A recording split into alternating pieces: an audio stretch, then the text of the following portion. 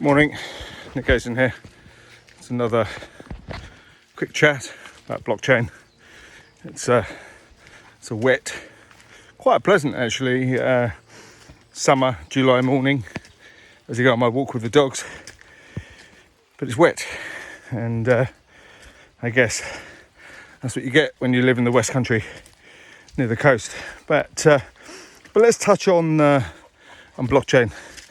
In the last conversation, we talked about the fundamentals or basics of blockchain, what it does, and it's just recording token movement. And it's a good segue, I guess, into the building of applications that require a lot more intelligence natively built into these applications to give them business function. I'm going up a hill, by the way, that's why I'm out of breath. And the problem is because you're just moving tokens as a payment. I mean, it's a payment system in a sense, although that's a different conversation. But you're moving tokens around. But what do tokens represent? Well, there's a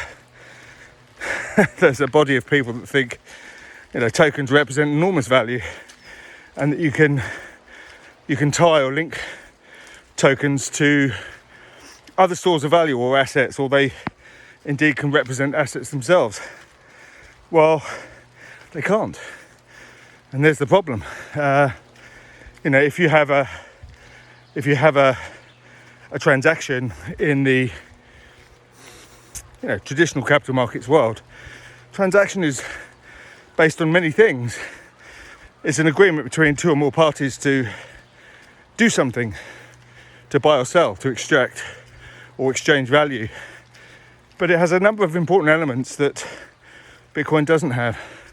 And that is, of course, it sits on a formal basis of law, which is important because if there's a dispute, or if there's a disagreement or a need to amend something, then there's no means of doing that. And the other misnomer, in a sense, is storing information, storing data. And unfortunately, blockchains don't do that either. You actually can't write data to a blockchain.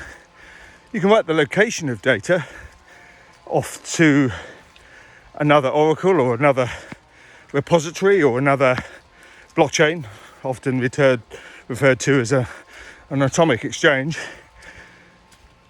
But it's not within blockchain. It's off blockchain. And that link at a basic business level can be severed, it can be broken. And therefore, the transaction, in a sense, is worthless. And unfortunately, many blockchains are built on that fundamental misunderstanding. Blockchain just records data movement, and that's your lot. Talk soon.